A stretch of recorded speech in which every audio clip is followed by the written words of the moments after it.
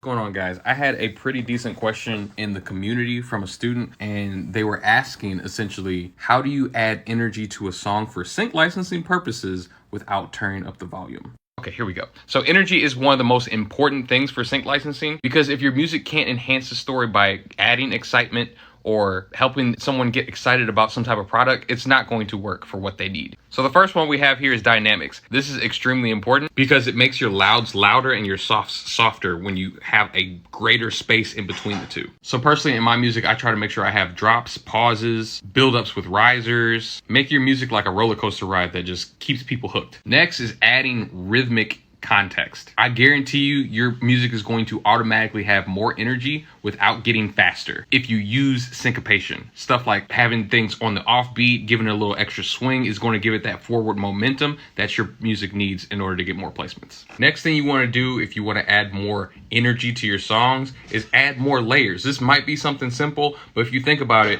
music is like lasagna. The more textures and instrumentation that you use, you're adding layers of energy on top of what you already have created. And you can literally turn down everything and it still maintains that kind of energy because there's just more things going on. But make sure it's balanced, because if there's too much of a wall of sound, then it's just going to sound ick. Now this is already enough to help you get synced, but if I wanted to add even more energy, I would probably add something like, let's see, where's the next one? There it is. Harmonic. It's supposed to say spice, but it says space instead. Adding leading chord changes to anything is going to give it more perpetual motion, because whatever the listener's ear is being guided by as far as your chords are moving, you adding passing chords and making more notes move at the same time is just going to give it more energy.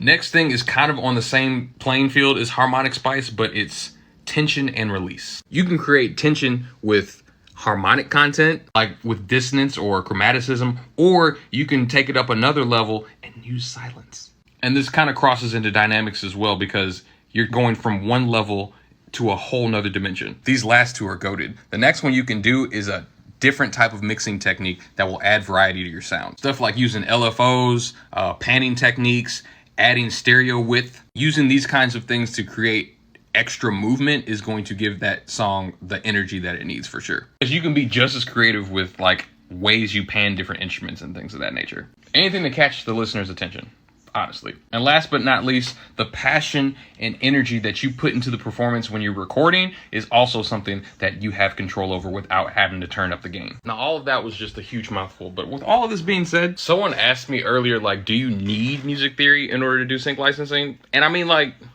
we just talked about a whole bunch of stuff that involves music theory, and yeah, I would say it would help. Because now you're creating with more purpose and intention. Like Steph is going to Steph because he works on his mechanics. Whereas somebody that just yeets the ball up towards the hoop, they have a much lower chance of actually nailing it. Just my perspective. This was a long video. File to get synced.